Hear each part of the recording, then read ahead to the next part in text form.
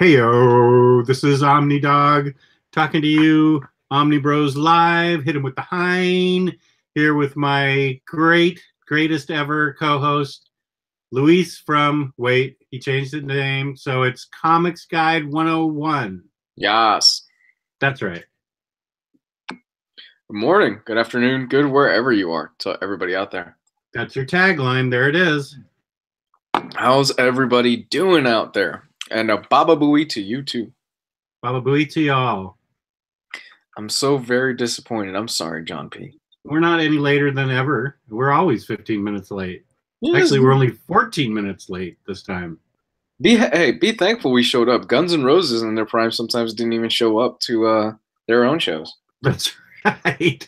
That's right. I should be still in my dressing room throwing a temper tantrum.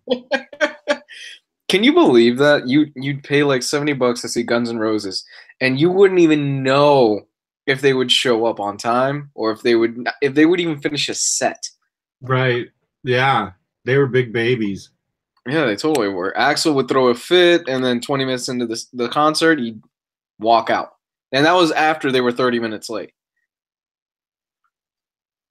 That's right. I would be scoring heroin right now if I was Slash. How do you know I'm not on it right now? It's very true. Cuban Groove. A lot of people here. Morning from the UK. Much love. John Wilson. John Wilson's always there. John Wilson is one of the most dedicated fans we probably have. He sticks through the whole show. And what time is it over in the UK right now? Probably like 12? 1? No, it's 5 hours later. So it's like 1 in the morning? Yeah. And he'll stick through the whole 2-hour show. Well, however long it is that we go. Yeah, John Wilson's an MVP. 1:16. Damn, 1:16 in the morning.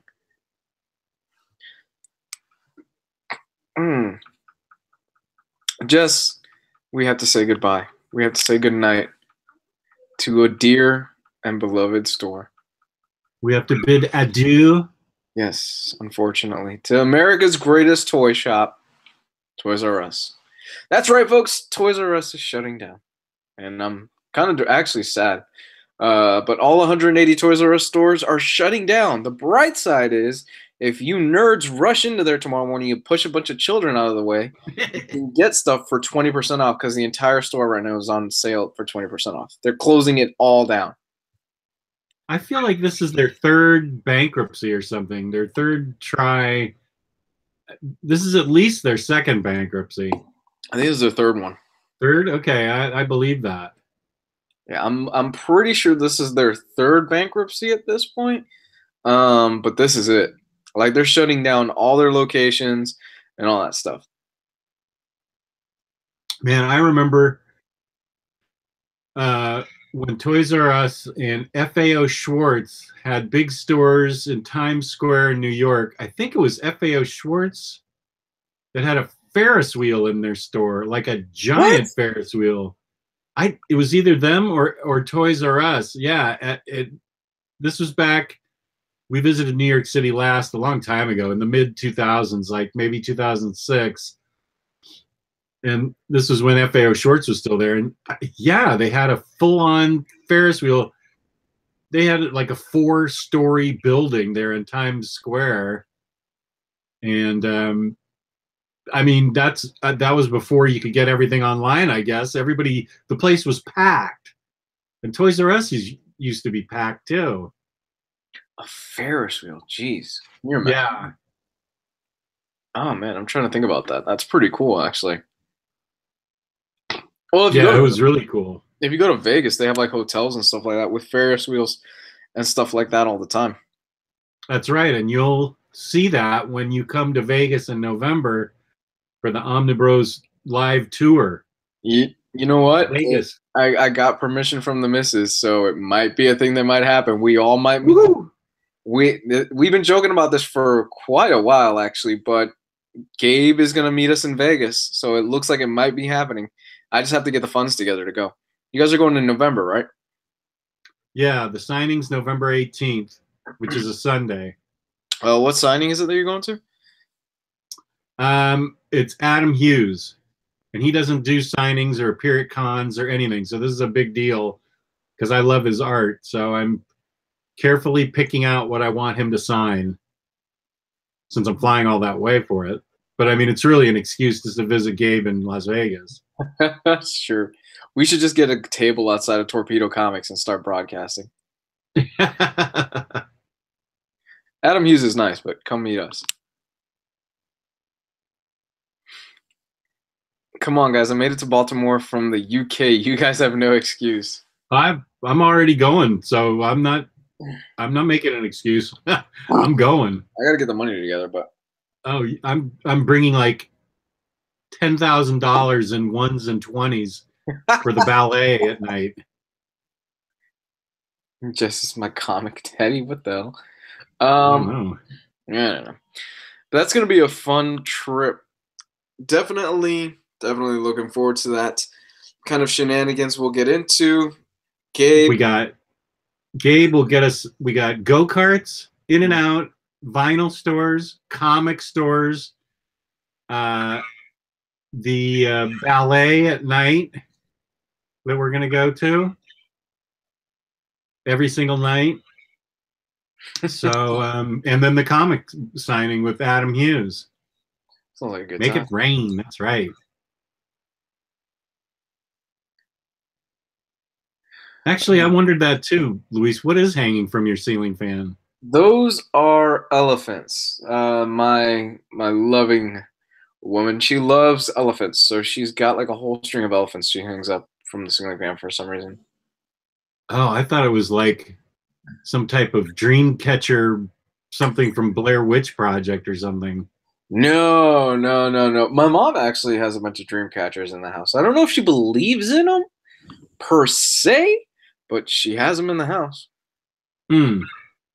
What? I never even really like the purpose of a dream catcher. All I know is that it's supposed to like catch bad dreams, right? That's right. Wasn't it a shitty movie a few years ago? I don't know. That's a good question. I think it was a shitty movie with Morgan Freeman at one point. Huh. Jess, how old was the Tricks box you posted on Instagram? I think those boxes that came with the little Pez dispensers in them. What year is this? 2018? I bet those came out around 2008. So I'll say they were 10 years old.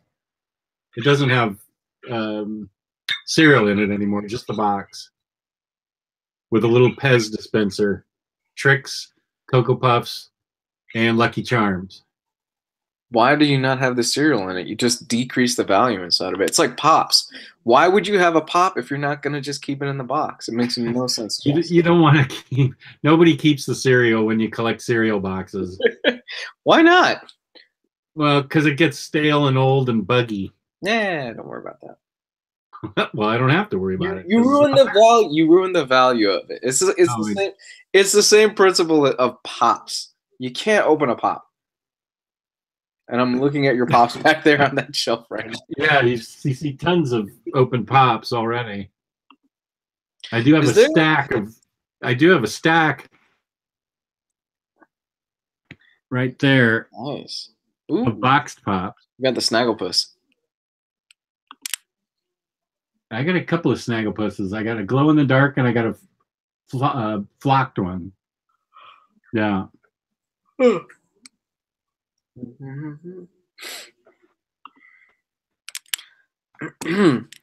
Does opening a Pop decrease value? Is it kind of like not comics? Is it kind of like sealed up bag and board comics and stuff like that? I think so. Yeah. It does. Right? I did keep all the. Excuse me. I did keep all the Pop boxes that my Pops came out of that are displayed, but they all got destroyed in the flood. All the boxes. So, except for the boxed ones I have over there. So yeah, they got wiped out, and I just have Pops. That's the way it goes. If I ever want to sell them, I'll get like $5 for them because you got to have the box. Did you hear about New Mutants and now it's PG-13? Was it R? Well, it wasn't R before. The director came out this past week and say, yeah, New Mutants is going to be PG-13. It's going to be a horror PG-13 movie. So take that for what you will. And remember, it got pushed back a year, so it comes out next year. Right. I don't know. PG-13 horror. Oh, we wanted it to be R-rated horror. I want R-rated horror. Oh, okay. I want that just as hard as they can, rated R, scary horror. You do a lot of good. You could do some good things with horror these days. You can get away with a lot, especially in the PG-13 area. But then you see certain movies like let me think recently, like It or Get Out's a good example where they have elements of horror inside of it. What was a good one that was released in the past? The Witch is another good one that was rated R. And you just see, man, if they use the R rating, they could do so much with it. So I'm kind of disappointed.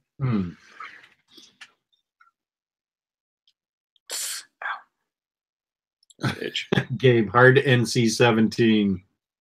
I've never seen an NC-17 film. A film that's, I've seen porn and stuff like that, but like a film that was rated NC-17. Yeah, I don't think I have either. I don't think they make them.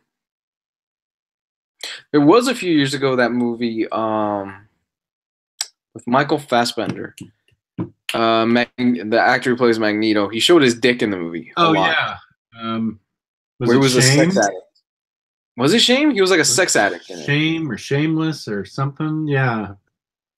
I heard it wasn't actually pretty bad. It wasn't bad or it was bad? I heard it wasn't bad. It was actually pretty good. Clockwork Orange is NC-17? Oh, well, then I've seen an NC-17 movie. Really?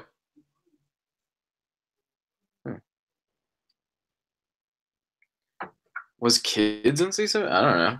Rob Zombie does Rob Zombie hasn't done an NC-17 movie, has he? You know what? It's time for the old Google.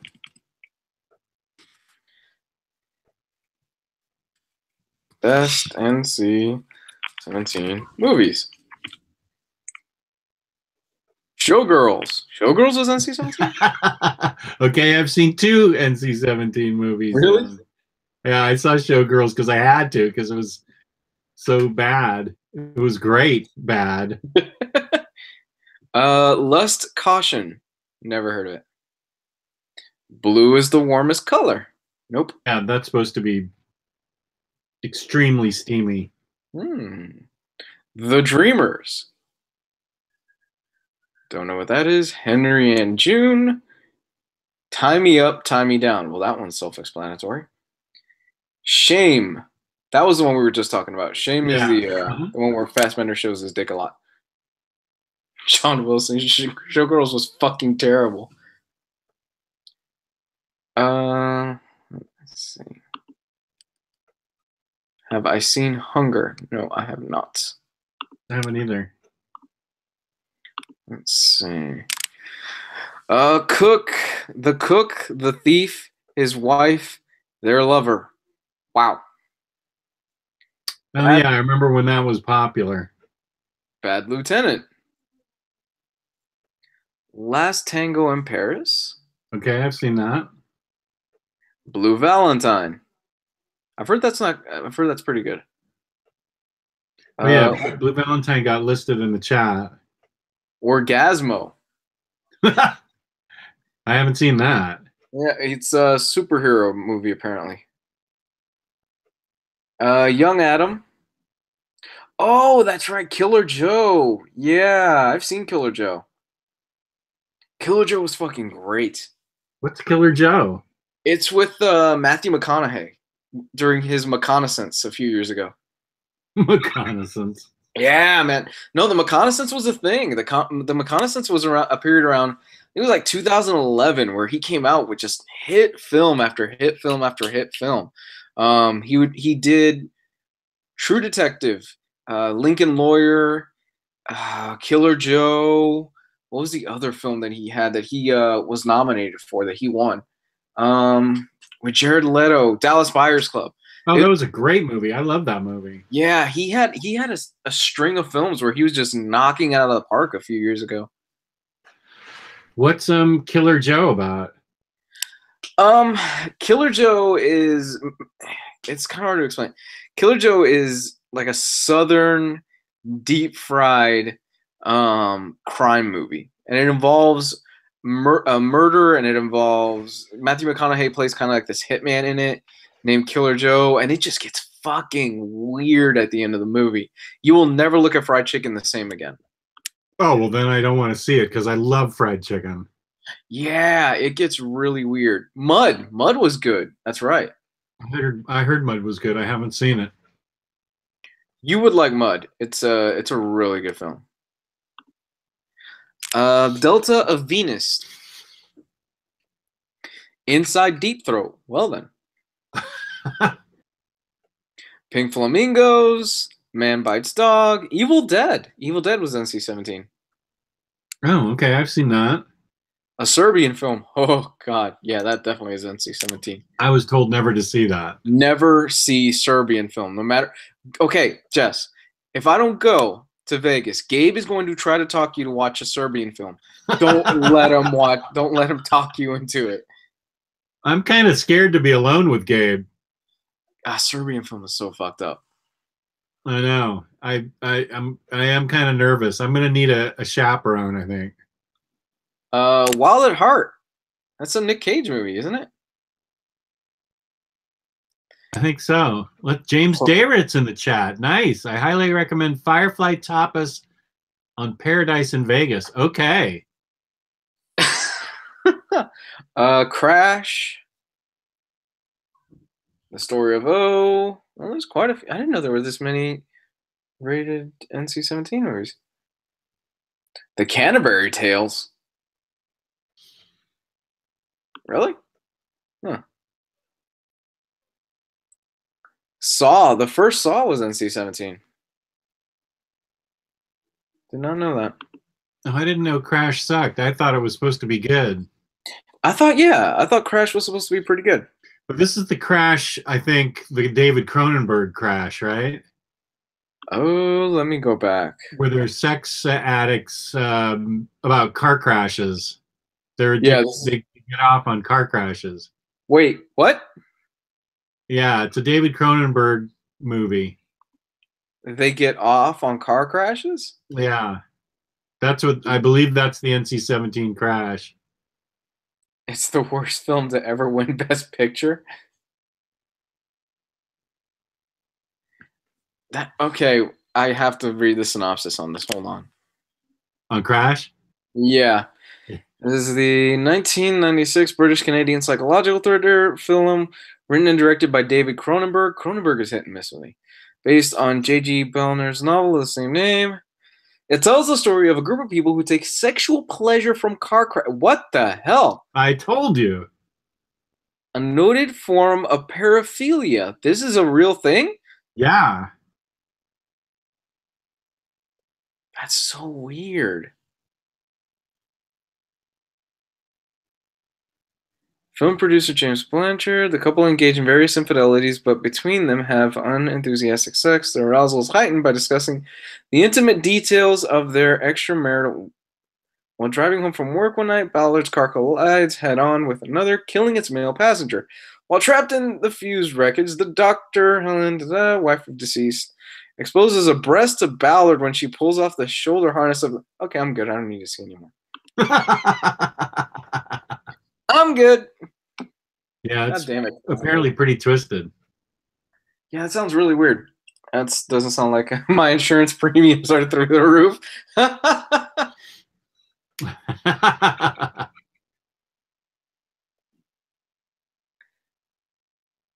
Cronenberg is nuts in the best way. It has James Spader in it. I like James Spader. Was what's that James Spader movie with The Secretary? That was NC-17, wasn't it? I never saw that one. Oh, The Secretary is like 50 Shades of Grey, but not shitty. Hmm.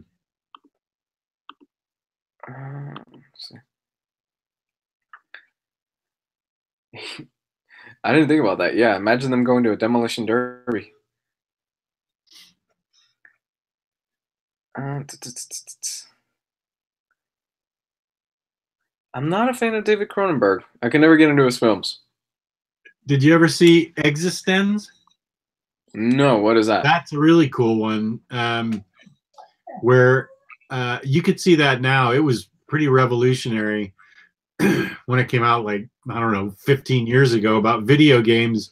And these guys are actually, the next level is you're actually living in the video game and it's happening to you.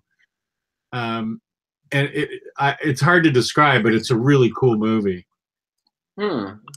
Especially, as much as you're into video games, it is really cool. I really liked it. It's got Jude Law and maybe Jennifer Jason Leigh, but it's got Jude Law in it. What's it called again? It's spelled weird. It's spelled like existence, but it's pronounced existenz. Yeah. Okay, I'll check that out. Yeah, I think you'd dig it. The Fly is good. The Fly is good. David Cronenberg's The Fly. That's actually a remake of a classic Fly film. Mm-hmm.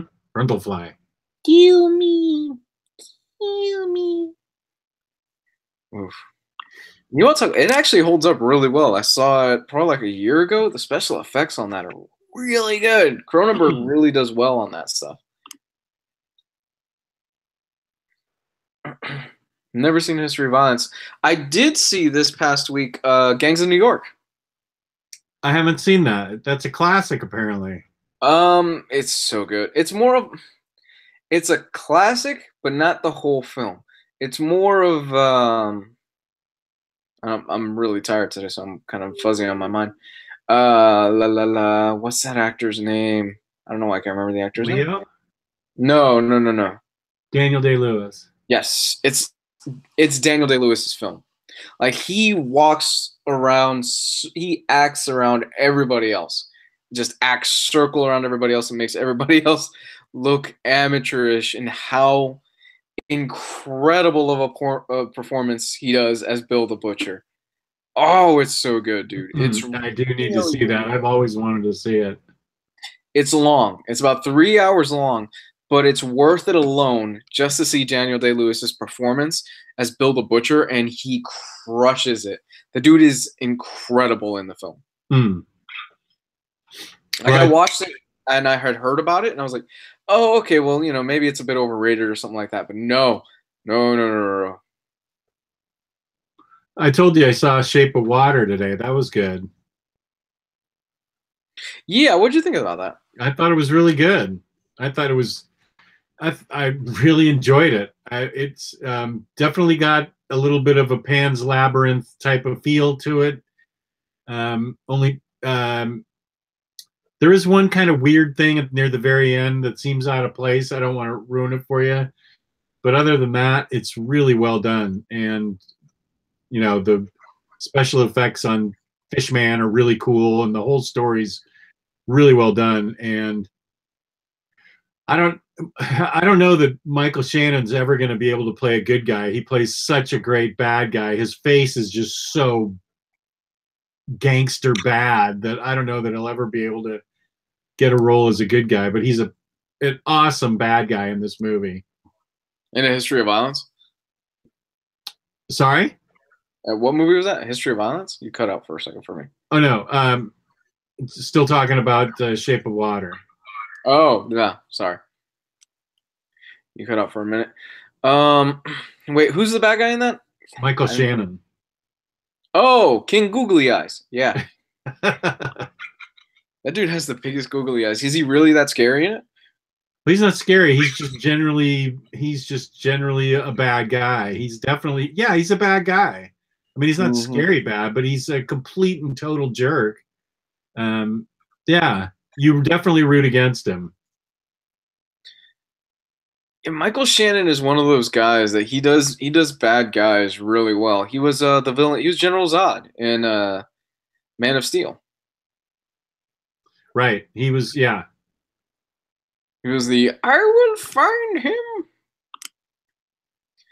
I think Michael Shannon is best when you just let him do whatever he wants to do. Let King Googly Eyes just be crazy and go as nuts as he wants to, and you just Okay. get a performance out of him. Well, then you'd like Shape of Water. Yeah. He's like a Peter Stormare. I love me some Peter Stormare. So overall, you enjoyed it. What'd you think of the fish on woman? Boink. Well, you don't really see it. It's more implied. Oh, come on. Maybe in the director's cut they'll show it.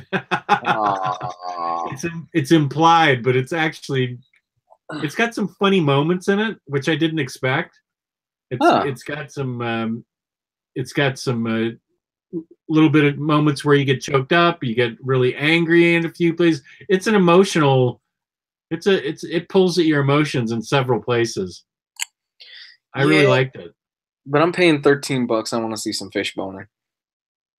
Yeah, sorry. You do see naked butt and boobs on the actress who plays the mute woman. Yeah, I'll take it, I guess. Consolation prize. I used MoviePass for it today, so it didn't cost me anything. Yeah, I have the MoviePass as well. I need to really start using that again. I'm gonna abuse the hell out of it once we hit the summer months and once we start getting the films and things like that. Aren't we supposed to be getting like an Infinity War trailer or something tonight or tomorrow or like? Oh, really? Yeah, somebody posted in the group. We're supposed to get. I think it's like a preview of the Infinity War trailer or something like that. And I swear I'm gonna be pissed if they do one of those things where here's a preview to the trailer that's gonna come out. I hate that stuff. Oh yeah, what are those called? Like teases or something? No, well, it's now become a thing where it's a teaser to the trailer. Yeah. And that is the most annoying shit in the world to me. Like, just show the fucking trailer. This says the TV spot is dropping at 9 p.m. So we might actually be able to give you guys live reactions to it if it drops at 9 o'clock. We could probably pull it up and watch it. Oh, I can go to my TV, I guess. Oh no, Yeah, it'll be I'm online. plugged in. It'll be online. Mm. So I wanted to actually ask you about Shape of Water. Do you feel like it was an Abe Sapien movie that they just trying to, like Del Toro just kind of tried to retrofit it because he doesn't have the Hellboy stuff anymore? No, they communicate through sign language and stuff. There's no the mute woman and the fish dude don't. The fish dude doesn't speak. Okay. So he's not like Abe Sapien, intelligent communicator. He's intelligent. He's very intelligent, and he can communicate and stuff. And he does boss things in the movie, but it's not Abe Sapien. I know people are saying that, but no, I didn't think it was Abe Sapien. Does he have any superpowers? I'm not gonna say. That'll wreck the movie for you. Is Ron Perlman in it? No. What? It's a Del Toro movie. I'm really surprised at that. No, Ron Perlman's not in it. Okay, hypothetically speaking, how crazy would it be if at the end of the movie, Hellboy shows up and he busts the fish man out?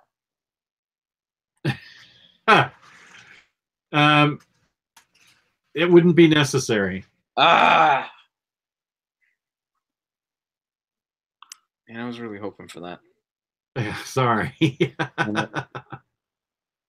You're not lying? Like Hellboy doesn't show up at the end of this?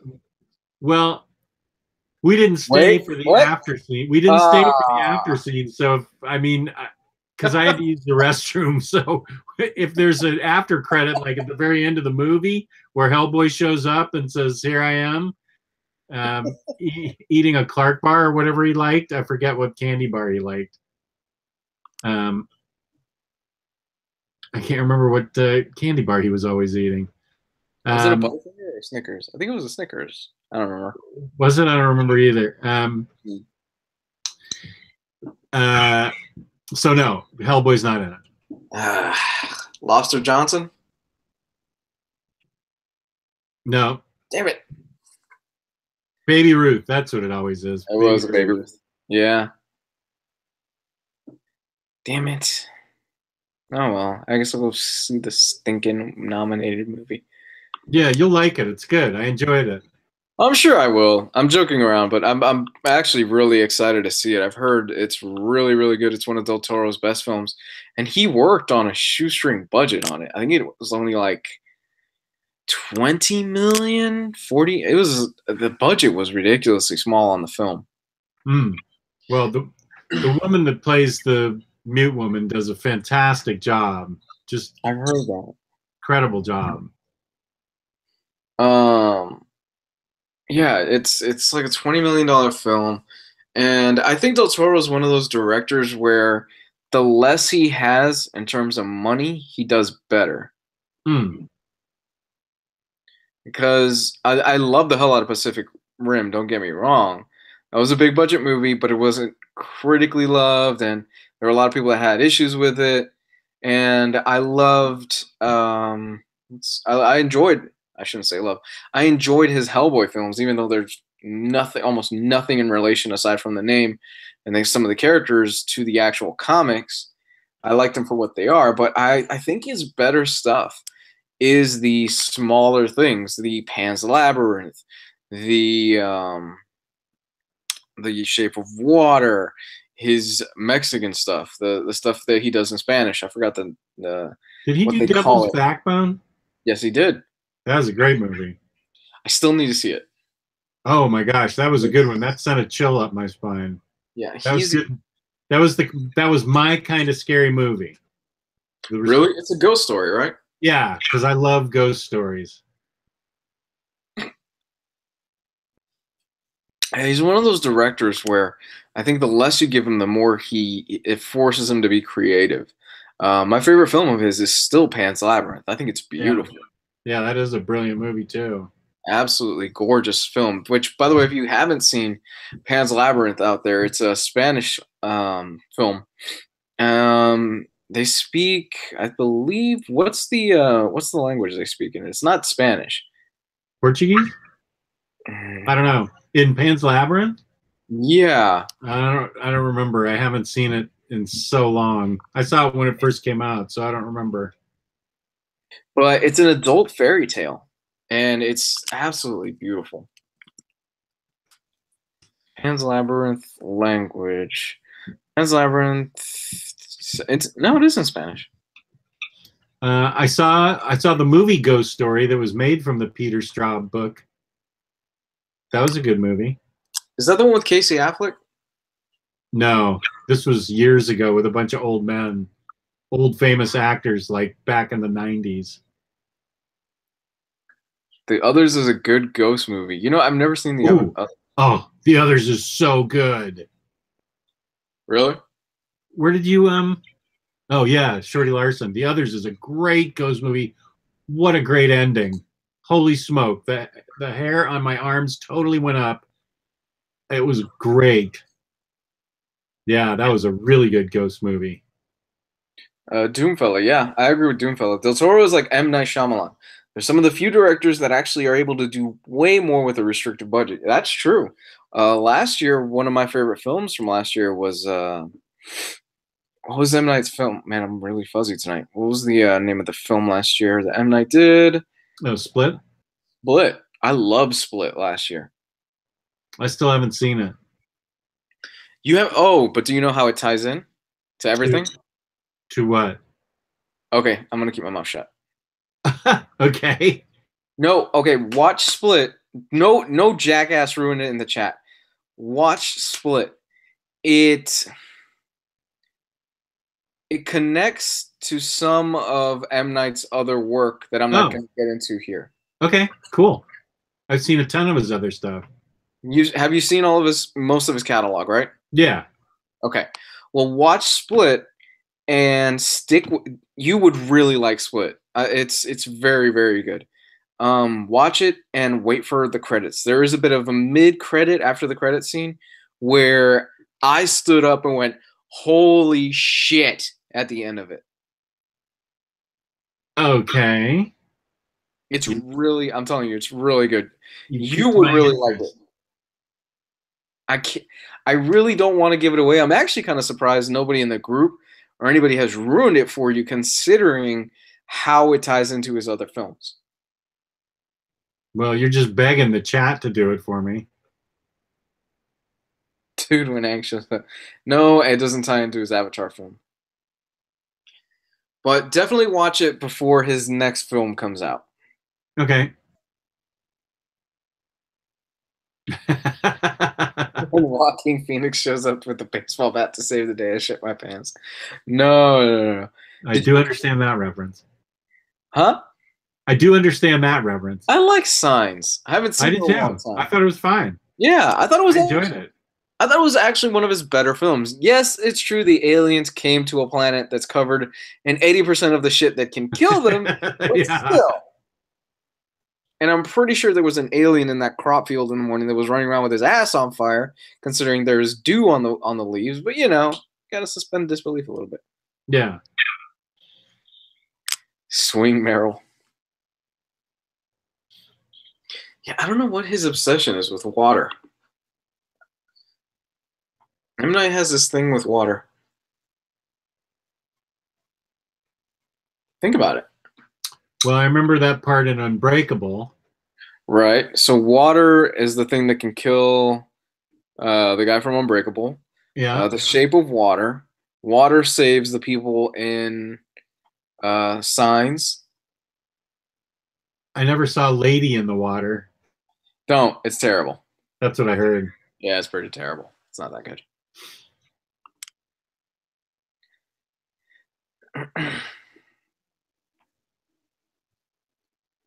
70% of our atmosphere can kill us. Yeah, but we didn't choose to be here.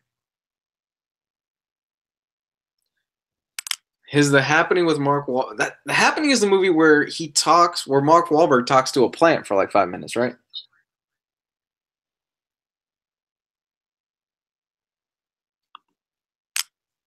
I think. I don't know. You never seen The Happening? No. Yeah. The Happening, when it first came out, was touted as M. Night Shyamalan's first rated R film. You've never seen anything like this. And the whole premise of The Happening was that there was something in the air that was making people pretty much commit suicide. Like they would jump off buildings, they would run into their lawnmowers, and like a whole bunch of other stuff. Yeah. Yeah. And for like there's a scene, it's a notorious scene. For like a minute, 2 minutes, Mark Wahlberg is talking to a plant going, "Hey, how's it going? Everything's okay? Come on, tell me what's wrong. What are the secrets? What's going on in the world?" It's absolutely terrible. Why is he talking to a plant? Because it's the plants that are trying to kill us. Oh. Wow. Okay, well, I don't need to see that. Yeah, so think about that. Your wife's garden is trying to kill you, basically. How about The Village? Is The Village any good? You know, I haven't seen The Village in years. I don't even remember if that's good or not. Okay. Sixth Sense wasn't rated R. I forgot about that. Sixth Sense was PG-13.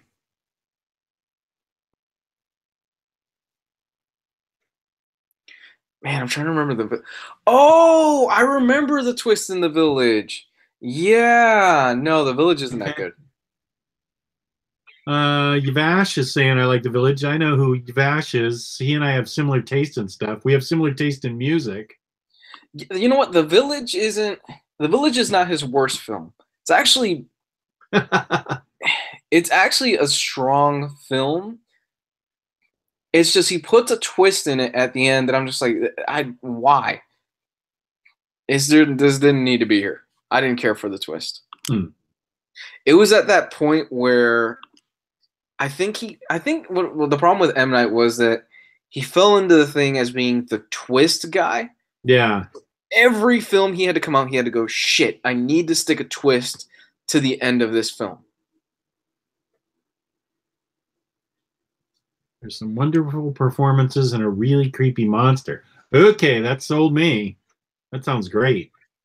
In The Village? Yeah. Watch Split. You in particular will enjoy Split. I'm telling you. Okay. Good. Well, I can't drive for like another week, so I have plenty of time to watch stuff. James, I think the actor's name is James McAvoy. He plays Professor X. Right. He does an amazing, amazing job in the film. Okay, good. Was there a twist in After Earth? No, I never saw After Earth. I'm gonna step out. I'm gonna use the restroom real quick. I'll be back. Okay. Okay. Back. We'll play the Muppet song while you're gone. Phenomena.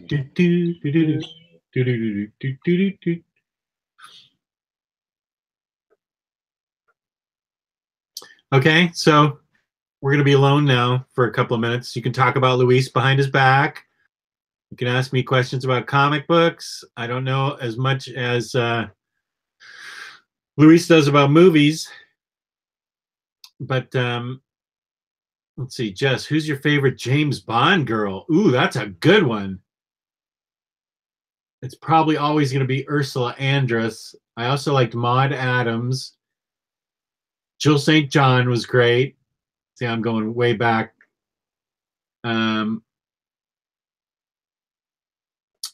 Yeah, those ones. What's your favorite dance move? Dude, I have 2 artificial knees now. I don't dance anymore.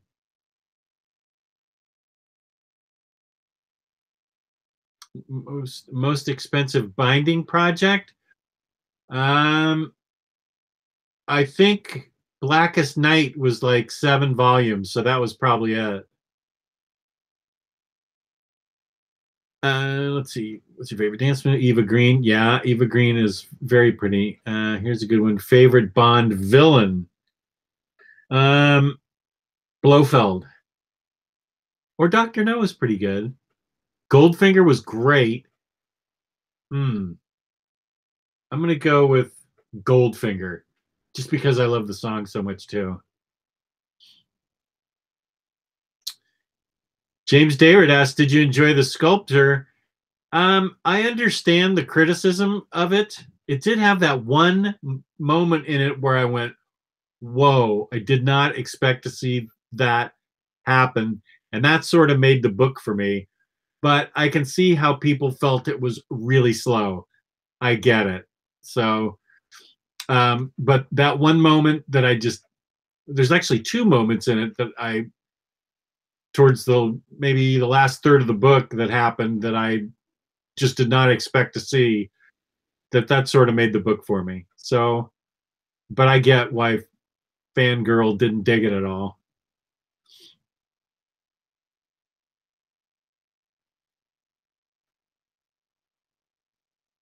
Let's see. Ryan just found again. Hands. Is Postal getting a hardcover release? That's a good question. I don't know. I just bought the 6th trade. I'm going to read it as soon as I get done with 4 Kids Walk Into a Bank, because Peter M. said that is the book that I have to read immediately.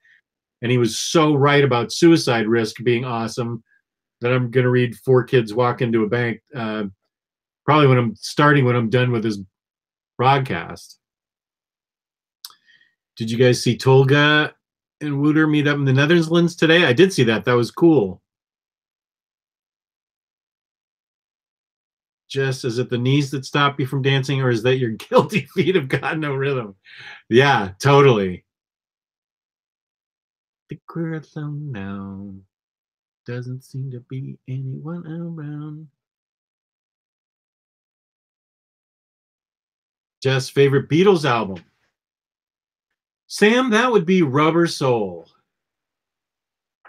I could listen to Rubber Soul, and I have listened to Rubber Soul repeatedly for an entire day. Uh-oh, James, you didn't dig Sculptor?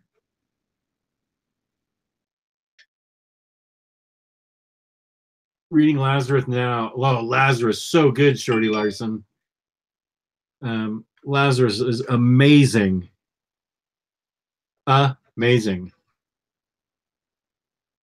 Favorite punk band? Wow. Let me think. Who do I like more than anybody else? I don't know. One of my favorite bands of all time is the Ramones, and I feel like they invented punk. But I love the Dead Kennedys, so I'll say Dead Kennedys. No, the answer is not a revolver. He asked me my favorite.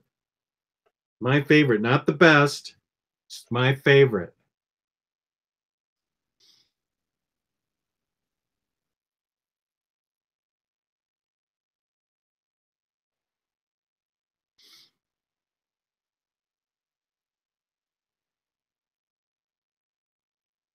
Violent Femmes or Patti Smith? Patti Smith.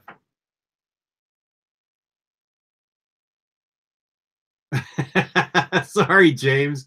You know what? I need to spend an hour with you, James Darrett, and get a tutorial on why I should love Love and Rockets. I've really tried for like almost half my life practically, because it's an old comic, to love Love and Rockets, and I just haven't been able to get into it. I don't know why. I saw that Mark Smith of The Fall died yesterday. I just, as a matter of fact, read an article that highlighted the singles collection that was released at the end of last year, 2017, for The Fall, and it's a 7-disc compilation, and I ordered it, and I'm looking forward to it. I'm very sorry. I loved The Fall.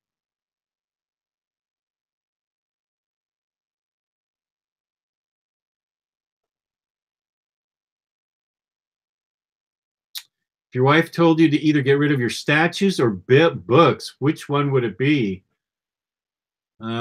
Is getting rid of my wife a choice?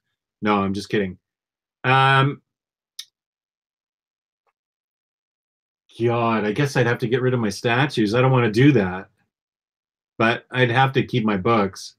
I love my books.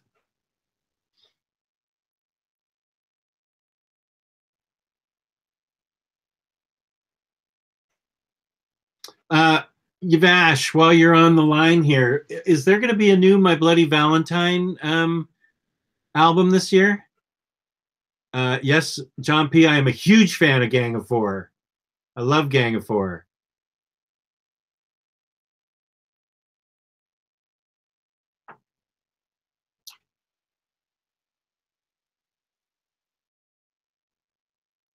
Jess, I know you're not a fan of Neil Adams inking himself, but he did a great inking Kirby on the Jimmy Olsen covers, right? New My Bloody Valentine album, yes, good. Also another remaster of Loveless. Okay. I am looking forward to a new My Bloody Valentine album. Awesome.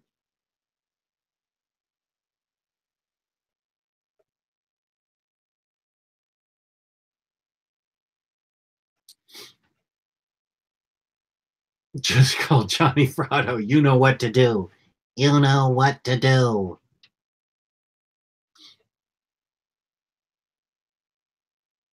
Any movies you're excited about this year?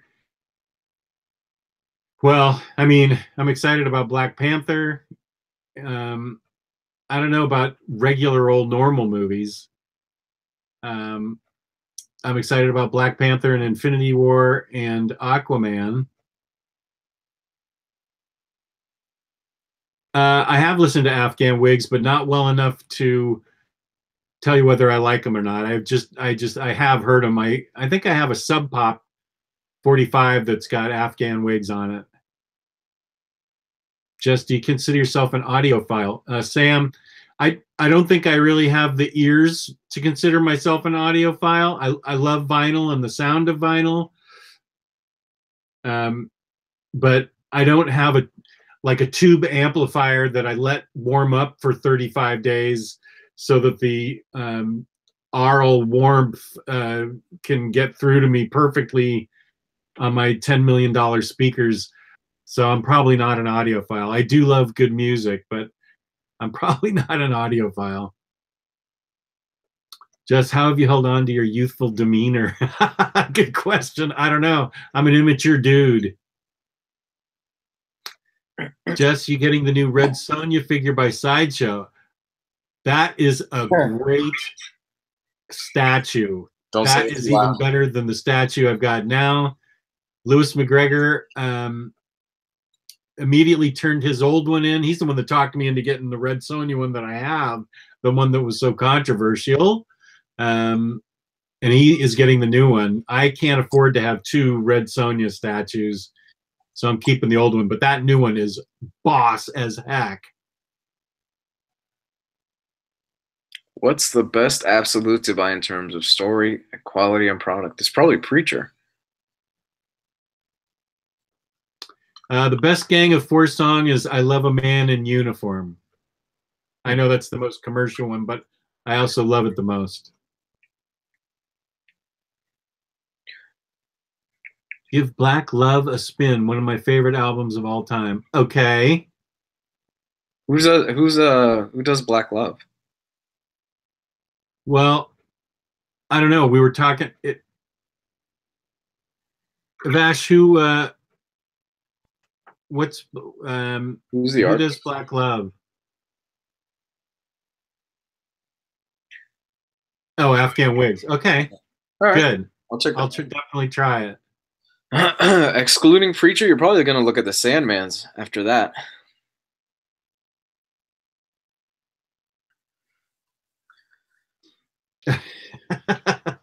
I've managed to upset John P.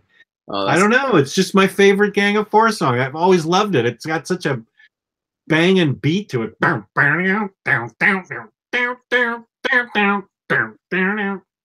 So, like that. Who should be on the Mount Rushmore of comic artists? I say Kirby, Eisner, Joe Kubert, and Neil Adams. Pretty solid list. Yeah, I don't know. You're not going to get me to argue with any of those guys. Yeah, that's actually a really solid list. Kirby, who else? Who else did you have? Kirby, Eisner, Joe Kubert, Neil Adams. Ditko. I just saw yesterday. I watched the Kirkman AMC whatever it is, History of Comics. I saw the first episode with Stan Lee and Jack Kirby. How was that? It was good. It didn't tell me it won't tell you anything you don't already know. Yeah, sure. But it was interesting and fun to see it. But we, as even a slight student of comic history, would you know all the stuff already. But I mean, they actually have people they interview, and their title is comics historian. That's what I want to be. Are you serious? I want to be a comics historian as my job. That is a job? I guess so. Jeez. I think we've read enough comics that we can qualify as that. Oh, I think I broke John P.'s brain.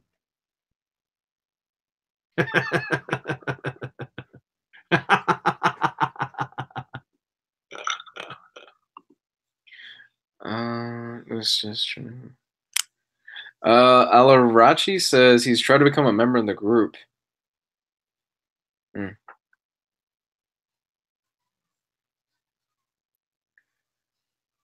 Episodes 2 and 3 cover Siegel and Schuster and Marston's Wonder Woman. So they cover a lot through these few episodes then. Eventually they're just going to run out of like the big stuff to cover, won't they? What was that?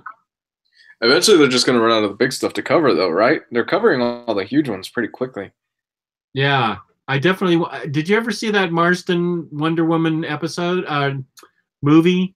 No. That was only in theaters for like a day. Oh yeah, well we knew that would happen. Yeah. That couldn't possibly have made its money back, but I really want to see that. That's supposed to be the best. I mean, it's supposed to be a really great movie. Didn't they do the rise? Did they cover Image Comics? I would imagine they did, but there's been like 4 or 8 different Image Comics documentaries at this point. Yeah, how many documentaries do we need on Image? I've already seen one that was good. Yeah, there's the one on Amazon Prime that's pretty good. Did you get a chance to watch the Searching for Steve Ditko one with Neil Gaiman, and they find him, but you never actually see Steve Ditko? Oh yeah. No, I haven't seen that one. Like the whole spiel is we're going to find Steve Ditko, and we found Steve Ditko, but you can't see him. But hey, we met him, so it's close enough. Oh, bastards.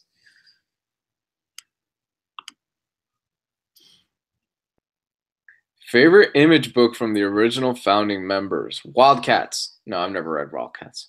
I've never read any image book from like the original founding members. Wait, is Spawn one of those? I read Spawn a little bit. Spawn counts. That's the only book. And then wasn't there a Savage Dragon? And then someone Liefeld did Youngblood or something? Or what did he do? Liefeld did Grifter, was it? I don't know. When those guys first came out, I was not that big of a fan. I mean, it's certainly not the great stuff they're putting out now, but what else? I can't think of what else Image had in the very beginning. He did Youngbloods. Yeah, he did. Wasn't Youngbloods like the knockoff of the X-Men? I think, wasn't it? Man, that's definitely a Gabe question. Gabe is the one that would probably know that. Did he do the art on it? Youngbloods. Wait, why am I? Sorry, I got caught up in something in the chat that I had to take care of. So, Youngbloods comic. Oh, geez, the art. Why am I losing my comics historian credentials here?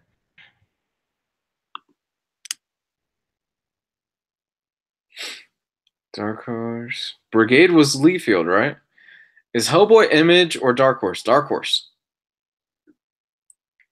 Favorite episode of Star Trek: The Original Series? That's for you. Pon Far. I would say Mirror Mirror. What's Mirror Mirror? That's the alternate universe where Spock has a goatee like I do. Yeah. I mean, I've never seen it. But black and not gray like mine. What's the quintessential one that everybody talks about? Like, man, there's one where they did a comic about it a few years ago. What's that now? What's the Star Trek quintessential episode that everybody talks about where they did like a comic about it a few years ago? City on the Edge of Forever. Yeah. I've heard that's like if you watch any Star Trek, it's that one. Yeah, that is a classic one. You're right. That's the one by Harlan Ellison.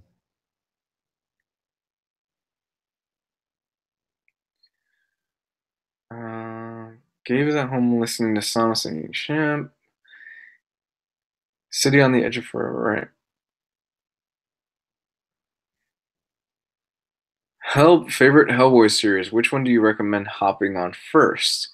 What do you think? For you, what do you think, Jess? I'll let you answer first. Favorite Hellboy series? Mm-hmm. Does that include like BPRD and it includes Sapien and stuff? It includes everything. I guess Plague of Frogs. Oh, so you want them to start? You're recommending BPRD? Is this a question of what they should start with, or what our favorite run was? What is? Let me double check. Favorite Hellboy series. Which one do you recommend hopping on first? So it's 2 parts. Okay. Well, my favorite's BPRD, Plague of Frogs, but I would recommend starting with Hellboy, starting at the very beginning of Hellboy. Starting with Hellboy proper? Yeah, I would. Okay. I mean, that's what I did. My favorite would be the 1940 series. I really dug what they did with those characters in just those few issues. My recommendation to start would probably be the same as you. Start at Hellboy.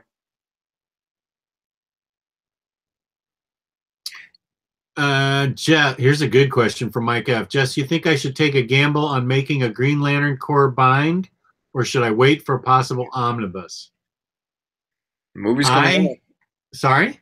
Movie's coming out in like 2 years. Green Lantern Corps.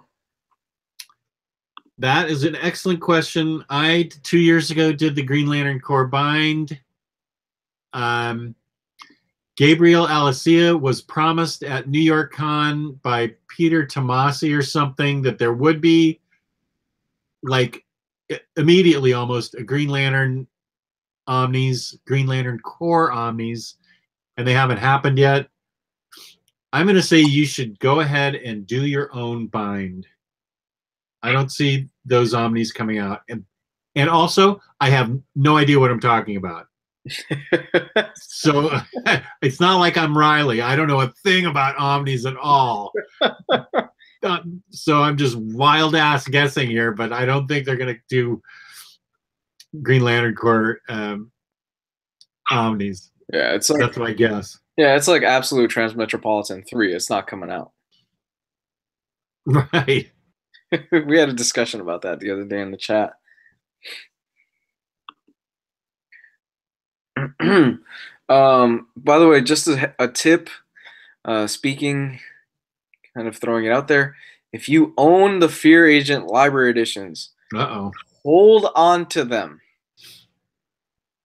because they are about to get much, much more higher in value. They're about to get harder to find, those library editions. And if you haven't found them, and if you have a retailer that has them for the right price, or you know somebody that has a hookup for the right price, or if you're interested in selling them, Image Comics just announced that they are going to release the final edition of Fear Agent. Here's the thing. The library editions are published by Dark Horse. And I don't know what the deal is in terms of the rights or anything like that with Fear Agent, but we know that Volume 2 has been out of print for a while, and Dark Horse is pretty good about reprinting stuff. So we were thinking it's kind of odd that they haven't reprinted Volume 2 for a while. This might be the reason why. Because the rights have gone to Image, and they're putting it out in trade paperback form, correct? That's my theory on it, yeah. Yeah, Image now has the Fear Agent. They're pretty out.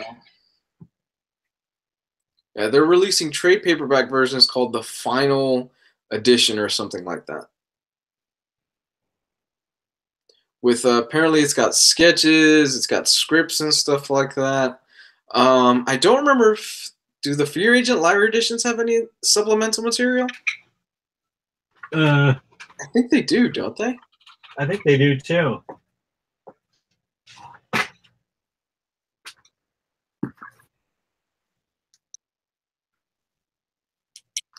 Yeah, not a lot.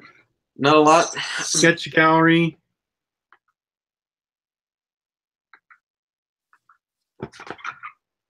Yeah, I mean, it's fun. Well, no, I take it back. Yeah, this is a good chunk of yeah, this is a good chunk of covers and sketches, character studies. Yeah, no, there's a good amount of stuff in here. So I'm kind of wondering if they're just going to take those special materials and stick them in the back of the final edition, because they also touted in the release. It's like you've got never before seen scripts and stuff like that. So I'm wondering if they're kind of lying and they're like, we'll just take the stuff that's in the library editions and put them in the back of this. This reminds me how much I love this book. I need to reread these. These are so awesome. Yeah, it is. Well, Yavash, here's the thing. It doesn't seem like they're giving they're giving Fear Agent that Remender treatment. These are trade paperbacks that they're going to be releasing. Yeah, and I think it's like in paperback. Yeah, I think it's going to be like 2-in-1s or something like that, which I'm really surprised considering Image's history with Remender and how they put out gorgeous special editions for most of his stuff, that they didn't just go ahead and go that route and put out their own hardcover edition.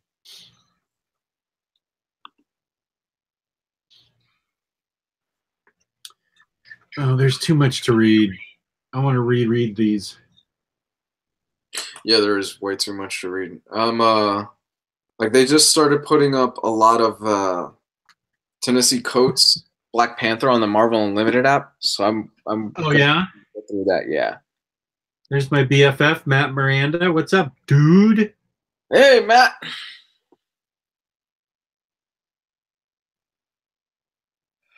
Surprised Matt didn't join the chat earlier. He's usually there at the beginning. Well, he has to work for a living, and he's on the West Coast time. That is true. They may still, trades always come first. That's true.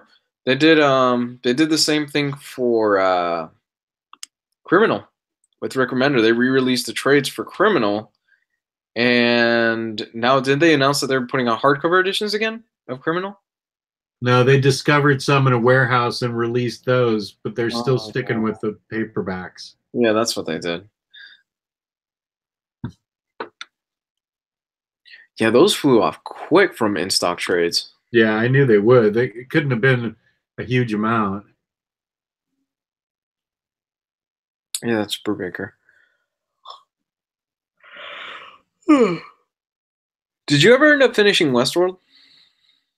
Did I even start it? You didn't start Westworld? No. I thought you started Westworld. No. Oh wow. Yeah, I thought you had started it already. No, I haven't even seen Stranger Things 2. It's okay. It was an okay season. I know. I still want to see it. Oh, it's worth watching. It is Yeah. just an okay season. The thing is with Stranger Things season 1, that felt like an 8-hour movie. Yeah. Stranger Things season 2 feels like more of a traditional TV show, and they play it a little bit too safe. Okay. I'll keep that in mind. Still really good though.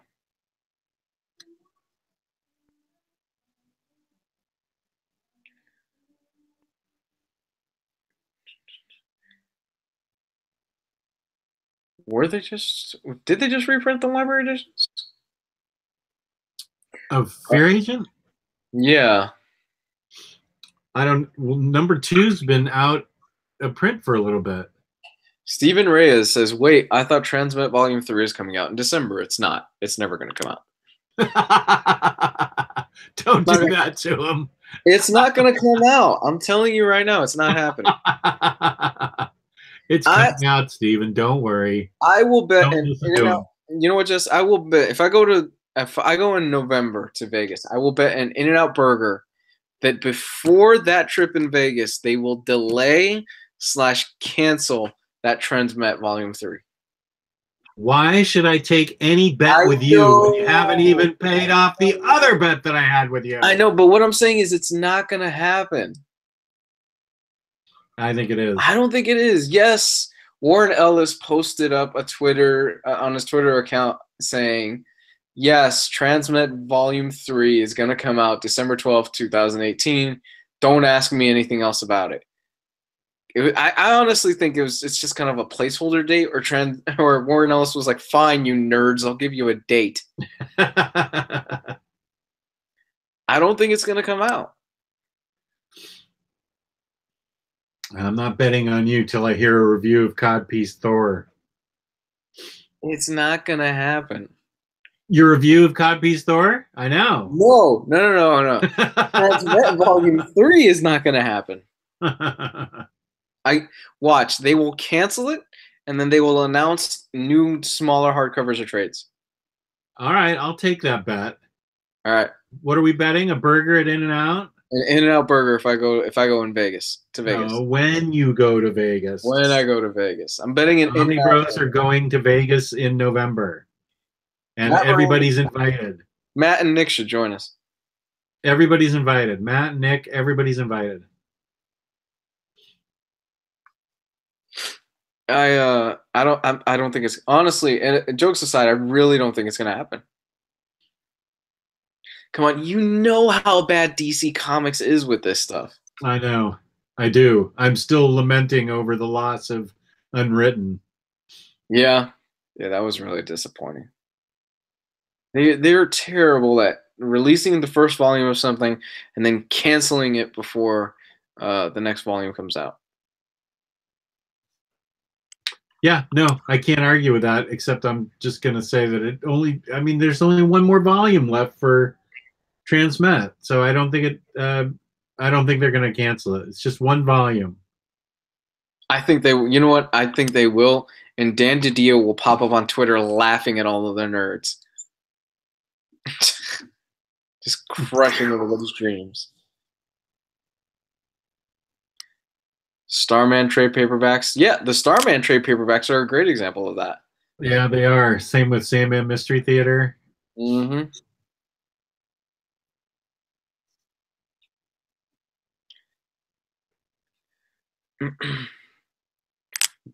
See, Mr. Betty Ford, deluxe editions of Transmet are being released. I'm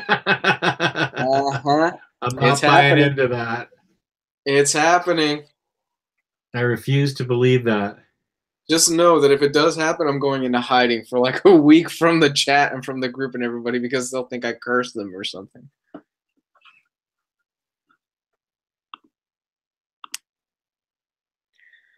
What was your favorite childhood toy? I actually have my favorite childhood toy. What? Outside here. I'll go get it. Is it a lawn gnome? What? I don't know. You said outside, and the first thing that came to my head Oh was no, outside my door here in another part of the basement.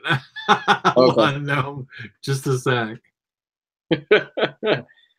My favorite childhood toy was the original Optimus Prime, like the OG truck Optimus Prime.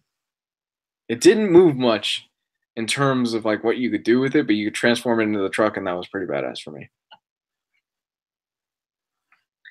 It's a wiggle pen, isn't it? Wow, you still have your Star Wars figures from the 70s. I wonder if those are worth anything right now. Diecast OG Prime. You want to know how bad we had it when I was a kid? We had to make our own TV shows. What? Called the Give a Show Projector Color Slides. As you can see, all those Hanna-Barbera guys there. Now, this is a box that's been taped up. Yogi Bear's there. And what it is I'll show you. It's kind of fragile, so I got to be careful because the box is all taped up. It's still the original box. That's the projector that would be battery operated. And see, these are slides. And you do your own slideshow of cartoons. And this is the Give a Show projector, and it would project it on the wall. It's a battery and a light bulb. It's like a flashlight with these strips, these projector strips. And so you'd have your own little segment of TV that you'd flash on the wall. That was my favorite thing. My Give a Show TV projector. My wife found this on eBay for me back in the year 2000. And it was my favorite thing ever as a kid. And she found it for me on eBay. And it was by Kenner. That's how old it is. Kenner was an old toy manufacturer. So there you go. That's actually really cool. I like that. I do have relics from a forgotten timeline. That's exactly true. How about this? You go in your closet and turn off the light, and on the wall you'd project the little cartoon series on the little strips. That's pretty cool. I like that, man. Did you ever have a toy that you wanted but you never got as a kid? A toy that I wanted but never got. I think most of us had that toy as kids. Yeah, I'm trying to think of what mine was. There was let me think here. I usually saved up pretty well for Christmas in asking for toys so that I wouldn't ask for too much. But there was a thing that he was like a snowman, and you'd grind it up, and in his little center, you'd make slushies or snow cones. Mm-hmm. You'd make snow cones. It was a way, and I asked for that one year, and I didn't get it, and I was crushed. Oh man, for me it was always the Lego Millennium Falcon. Oh wow, that sounds so cool. Yeah, actually this past Christmas I was like, well, let me look at the price for the Lego Millennium Falcon. $800. Oh my gosh. Yeah. And was it huge? It's like to scale. To scale, so you can climb in it. What a hunk of junk. No, it's huge. Like it's I've never seen it in real life, but all my friends tell me it's like incredibly huge, like the size of it. It's 8,000 pieces.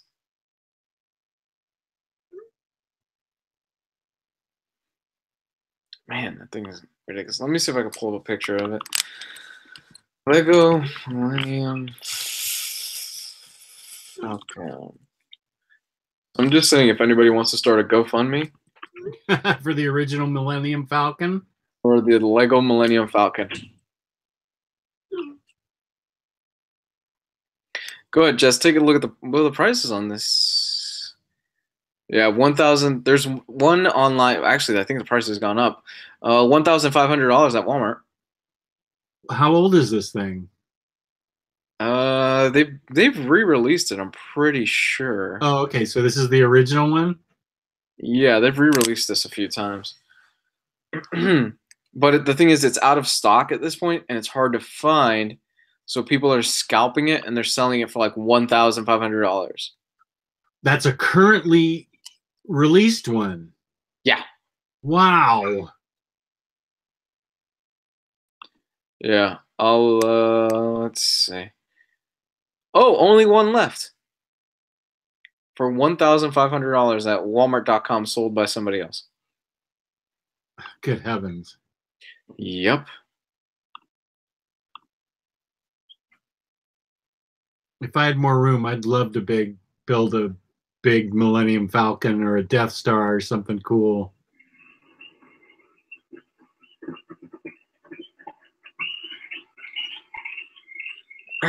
What is the biggest Lego set? These guys are saying Millennium Falcon is. Let me see. John Wilson thought the Star Destroyer was, but Shorty's saying nope, the Falcon. Seeing the Star Destroyer. No. Lego's epic Millennium Falcon in 2017. Lego unveiled its largest building set ever.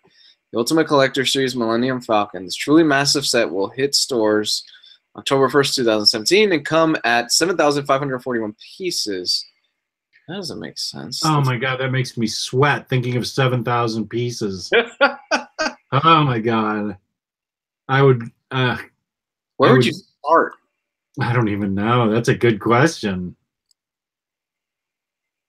I'd get overwhelmed and quit. Yeah, I would dump everything out on the floor and go, oh my God, I've made a huge mistake. I've made a huge mistake. I would never find time to finish it.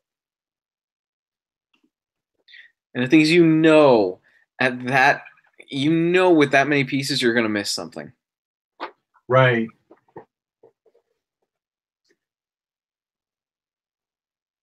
And then can you imagine missing a piece of something like that, and it's a key clutch piece? Oh, I'd be so mad.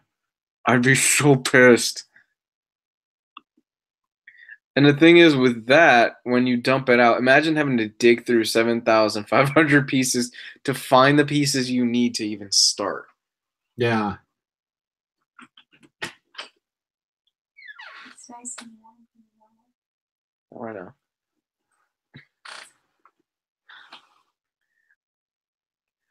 I know. Hot chocolate.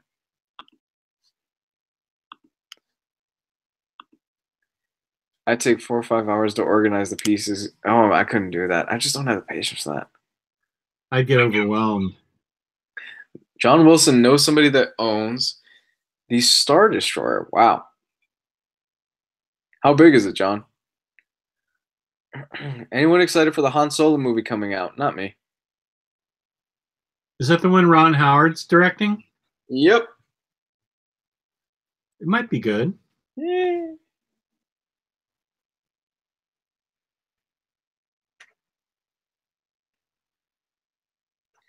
Take 4 or 5 hours to pieces.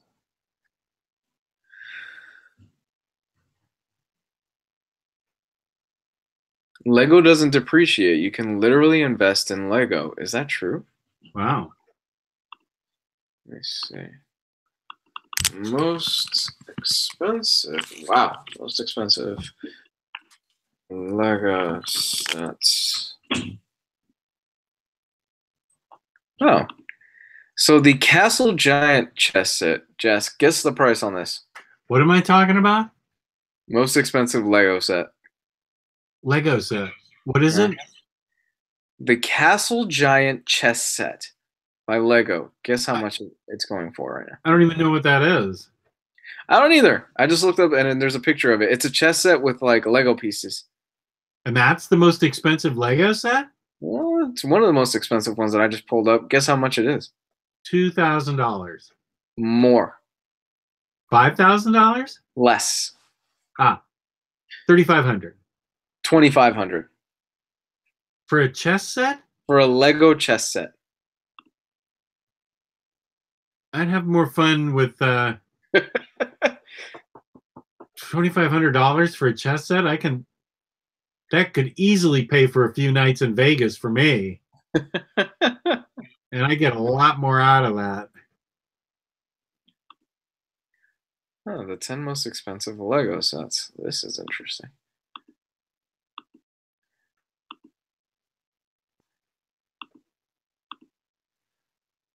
Lego is like Bitcoin.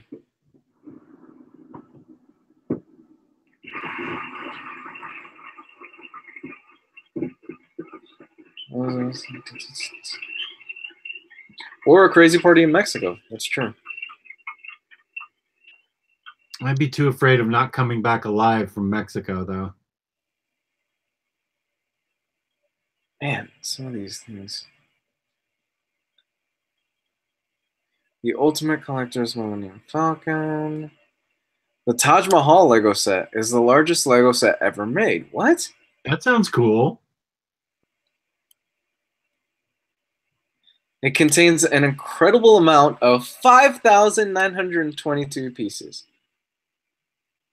No, that makes me break out in a sweat. I'd just get overwhelmed as soon as I looked at it. I can't do that. The Lego Disneyland set, $350. Man, they weren't kidding. You could invest in Lego. Jess, we're in the wrong hobby. How mad do you think your wife would be if you just start showing up with bins of Legos tomorrow? Oh, frick. That's what Riley should be selling for Chewy is his Lego stuff. He's got a ton of Lego stuff. Does he really? Yeah. Huh. You never know. He might have something there. Yeah. It sounds like it from what you're reading. Okay, so this one's a bit old. This is 2016. I wonder if there's like a rarity, like if there's a crown jewel in terms of Lego sets. The Eiffel Tower, $1,017. Okay, Death Star 2. Somewhere in the Lego universe, there's a Lego Brothers talk show going on where they're looking at omnibus prices and comic book prices going, can you imagine? Somebody paid $1,500 for the first appearance of Wolverine or somebody in this Hulk comic. Can you imagine those nerds? What a nerd. Market Street is a set. Why would you want Market Street? That sounds boring. Jesus, the Imperial Star Destroyer is huge. I kind of want this one.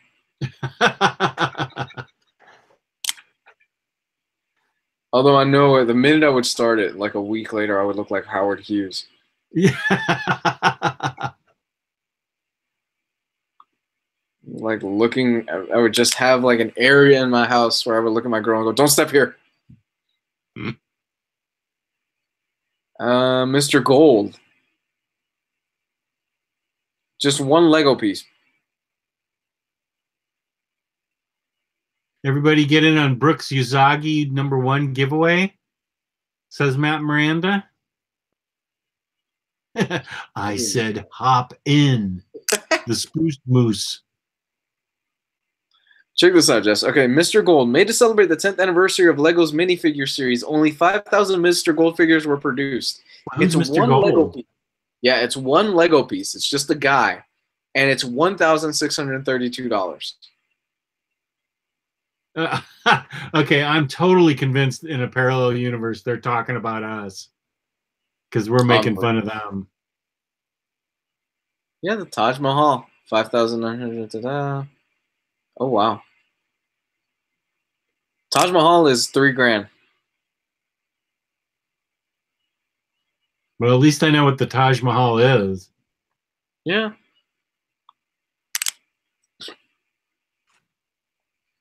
Hey, Roman, how you doing, buddy? Hey, Roman. How's it going? Okay, what's your favorite Edgar Wright movie? Shaun of the Dead. I've never seen an Edgar Wright movie. Really? You've never seen a Shaun of the Dead, Hot Fuzz? You've seen Scott Pilgrim, right? No.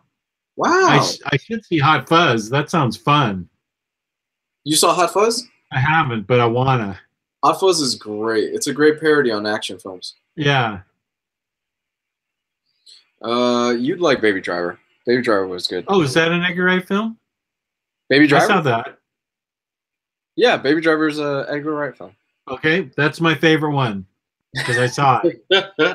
I loved it. I haven't finished it. I tried watching it and it didn't do anything for me. Oh, it's so good. I loved it. I got halfway through it and I was like, this is cool. But I just shut it off after that. I was like, I got to do something else.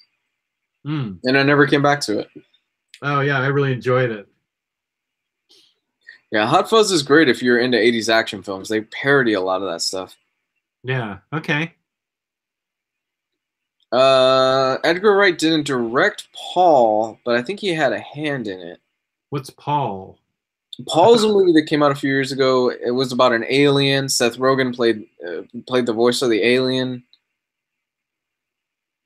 Huh. It was like a stoner movie.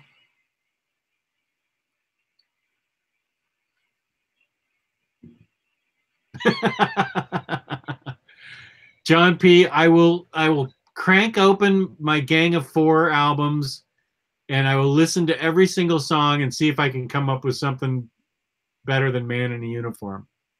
I do love Gang of Four. I just love that song so much.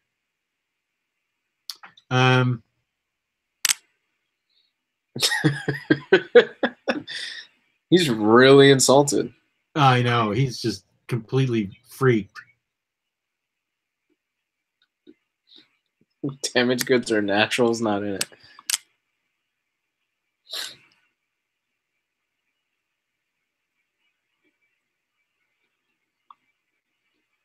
Oh. Huh. Yeah, I tried watching Baby Driver, did nothing for me. Okay. Well, I liked it. Yeah, that's fine. I agree with Matt. I think it might have been one of those where it was overhyped for me. Like everybody's telling me, yeah, you got to watch Baby Driver. It's amazing. And then I ended up watching it. I'm like, yeah, it's pretty good. But I'm kind of bored halfway through it. The car stuff was great.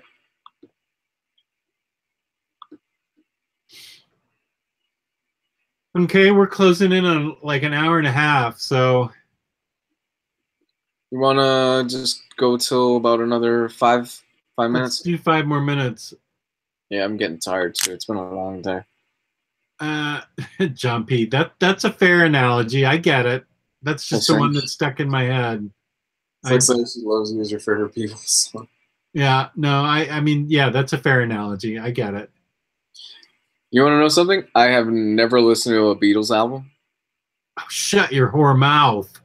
I've listened to songs, obviously, but I've never listened to a full Beatles album. Oh my gosh, you don't know who Humphrey Bogart is? Who's that? Yeah. Okay. Oh, God. Yeah. I don't even want to start. Yeah. I'm being dead serious. That's right. He grew up in communist Russia. No, I've never listened to Sgt. Pepper.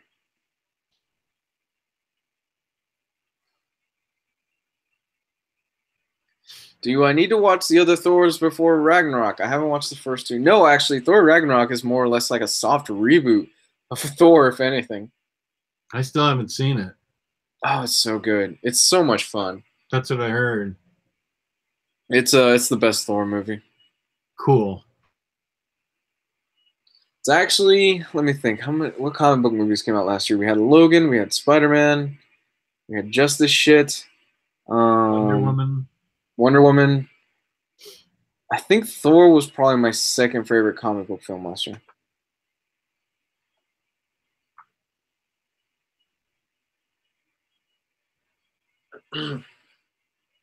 Oh, let's see if the Infinity War thing has dropped before we get out of here. Okay. Infinity War. Let's see. Prelude comic. What's the ending? I'm gonna be disappointed, aren't I? In a few seconds. Or maybe it's not my time zone. New details on Infinity War, 10 hours, 4 hours ago. 24 minutes ago. Yeah, they haven't released it yet. It's probably going to be after we sign off. Okay. Kind of disappointed. I was hoping it'd be up yet. Maybe up already. If you want to start with a Beatles album, start with either Rubber Soul or Revolver before you go to Sgt. Pepper. Yeah, I'd agree with that. Why can't I just jump into Sgt. Pepper? Well, I don't know. I guess you could, but I think it's better to start. Well, I'm one of the few people that my favorite album's Rubber Soul, so I'm gonna always, and then Revolver. I like them even more than Sgt. Pepper. So, because I think compared to those, Sgt. Pepper seems a little more experimental, and you need to listen to it all in order and stuff as it was meant to be played. So I kind of agree with that, but I mean, you can do whatever you want. This is America. So you can do whatever you want. So what makes Sgt. Pepper so special? At the time, nothing had ever been done like it. Song structure wise, orchestral wise, lyrics wise, the substance of the songs. It was all radically different than what had been going on at the time period. So it was like that. That's why it was so revolutionary. Okay.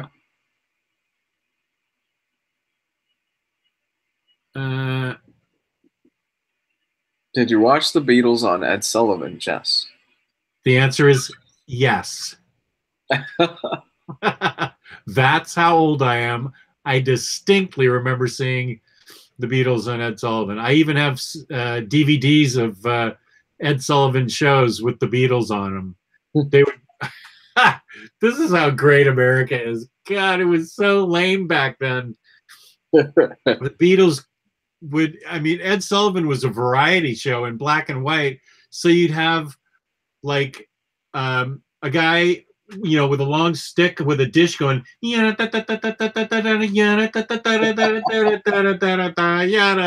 so he's doing 2 dishes and then 3 dishes, and then the Beatles come on, and then Topo Gigio, the little mouse puppet, would come on, and so it was all kinds of weird stuff like that.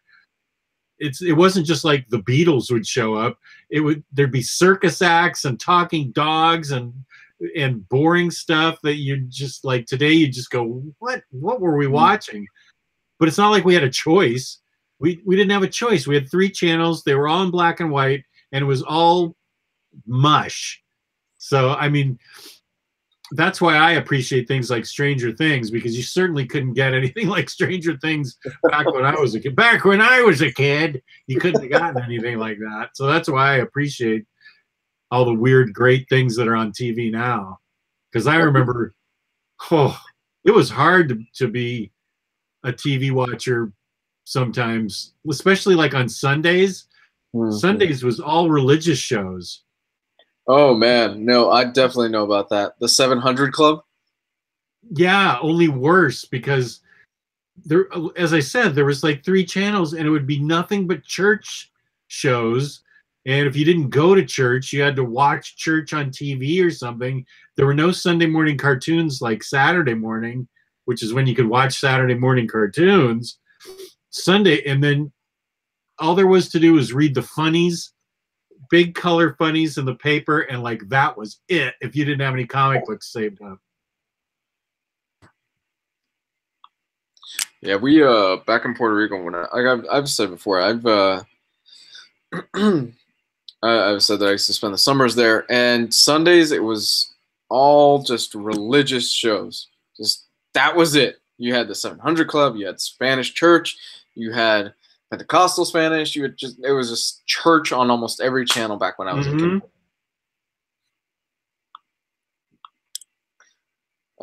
Van Halen or Van Hagar, Jess? I am a David Lee Roth fan, so I'll say the first Van Halen. Hey, man after my own heart. Although Sammy Hagar had some hits. Oh yeah, no question.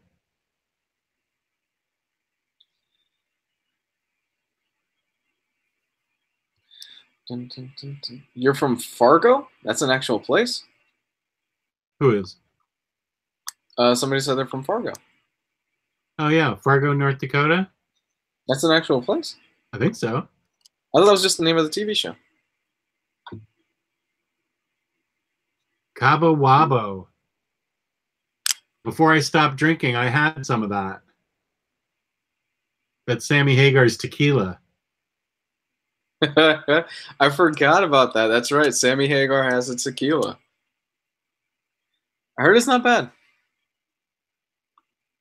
I liked everything at the end, so I'm not a good judge.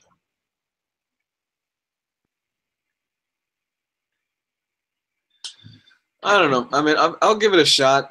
I'll try to get into the Beatles. I've tried before. It's never appealed to me. Well, then don't force yourself. It's supposed to be Yeah. fun. Everything's supposed to be fun, so don't torture yourself with it. Yeah, but last time I tried, I was probably like 11, 12. So you really don't know what good music is at that point. You're just listening to really shitty pop stuff. So, I mean, I'll give it a go again and see how I like it. Okay.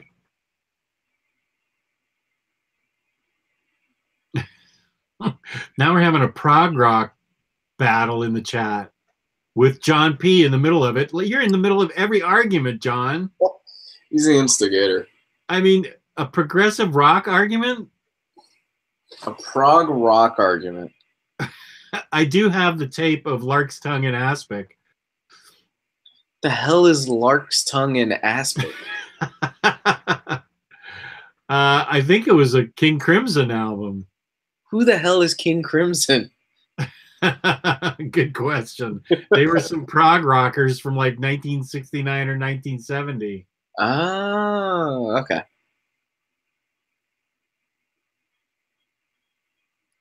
Jeez. Oh, wow. Did not know that. Wasn't the first punk band, they were black, right? I don't know why I've heard that before. Like all the members in the first punk band were black. What punk band? Oh, I can't remember. You're talking about oh shoot. They were here in Washington, D.C. They weren't the first, but they were the fastest. Why am I blocking on them? I Survive. Who am I thinking of? Trying to find out the name of it.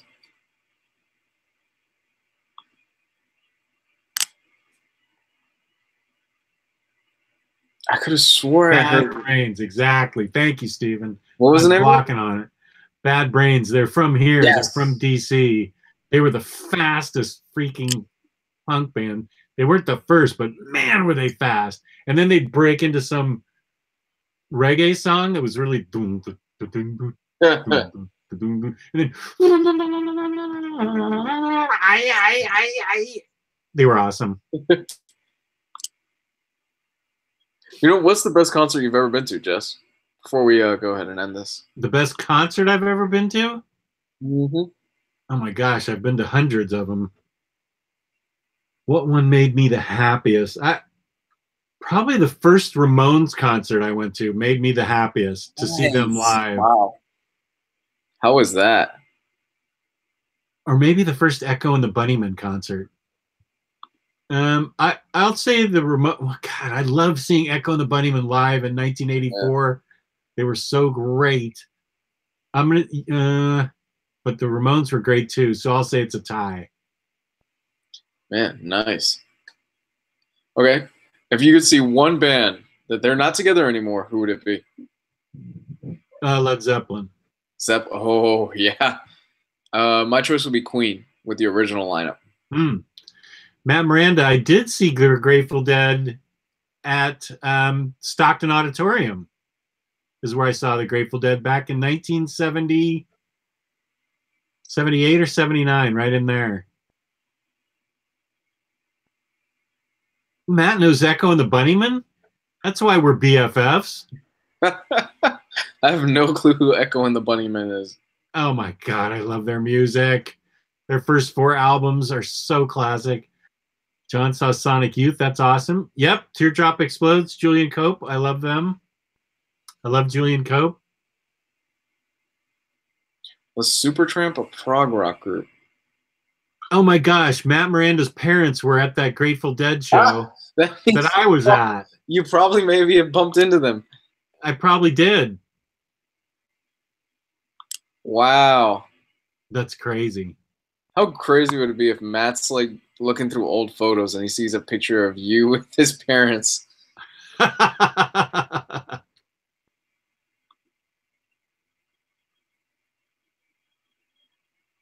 There's a movie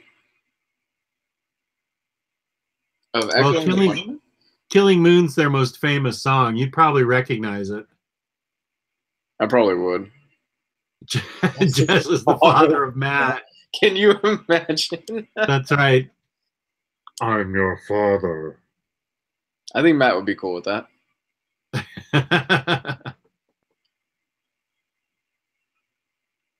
I'm guessing nobody in the chat has seen Queen live. I saw the Ramones at UOP. That was 1980, 81. That I saw them at UOP. So, Jess, you never got a chance to see Zeppelin live? No. Oh, man. Never did. Did you ever have like an opportunity or anything like that and you just missed out on it? Yep. Wow. Yeah, the summer before I was going to college, the summer of 77, it was their last tour, as a matter of fact. Their last world tour with John Bonham still alive. Oh, my gosh. And I had a chance to go, and I just missed the opportunity, yeah. Damn. Day on the Green in Oakland. That's right. That's where I would see a lot of. That's where I would see a lot of groups. Day on the Green in Oakland. You saw? Whoa, John, you were there? Wow, John saw Queen in 1986 at Wembley. John Wilson? Yeah. Cool. That's when they were at the peak of their powers. Yeah, it was. Damn. How was that, John? I imagine it was just the energy in the stadium was probably crazy. You were 15 years old. Wow.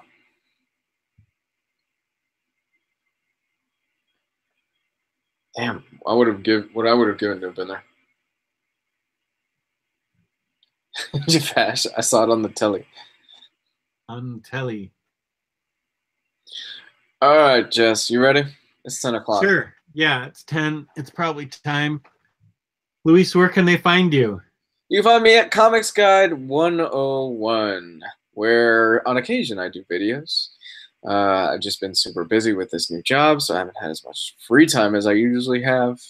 But yeah, that's about it. Twitter, Facebook, all that stuff. Comics Guide 101. And you can find me, OmniDog's Vault, on YouTube, OmniDog's Vault. And I also have an Instagram, OmniDogs, say it right, OmniDogs_Vault on Instagram. So thank you very much for tuning in. Thanks for watching. Please give us a like or a subscribe or whatever. Thank you for paying attention and chatting with us. Oh, what? One last thing. Guys, we made the announcement earlier in the Facebook group. We're doing the Valentine's Day episode again this year. All right. So if you have questions, we're gonna have my girl's gonna be on the show. I think Riley had his wife on last year. I think he said she might be back this year. I'm not exactly sure. But yeah, so the Valentine's Day episode was a huge hit last year. So if you want, send in your questions or stories to. We don't have a dedicated email for that yet, do we? For Omnibros? Oh no, we have Omnibros. There is Omnibros mail. Let's see what it is. Where is it? Huh. I'll have to check, and then I'll put it in that announcement that I made today. So get your love questions. We promise we'll get you laid. Maybe not. We can't guarantee anything. I can promise you, Mrs. OmniDog is not going to be there. We talked about that earlier, and it was for your best if she wasn't on there. Yeah, all it would take is one of these jokers to say, "Hey, where's your secret statue stash, Mrs. OmniDog? Do you know about it?" So no, she's not going to appear. She's not going to appear. So we'll see what ends up happening. Last year, thank you, Bash. We had Riley's wife on last year, and we had my girl on last year, and that was fun. That was really fun last year. It was fun, yeah. They answered everything from, it was pretty much everything under the sun they answered. I think we even had a few questions in regards to like sex and things like that. And it was actually handled pretty maturely too. I think it was too. Surprisingly enough. But yeah, if you've got relationship questions, we're going to do that. That's going to be the 8th of February is going to be that show. So we're looking forward to that one. It's always a really good hit with the fans. Yeah. Is Mrs. Gabe going to be on it? I don't know. Don't know. We still haven't worked that out. So yeah, have a good night, everybody. All right, everybody. Thanks for watching, and we will talk to you tomorrow night and Monday night and next Wednesday night and forever and ever and ever. Mm-hmm. We're always on. Peace and love. Peace and love. Good night, everybody.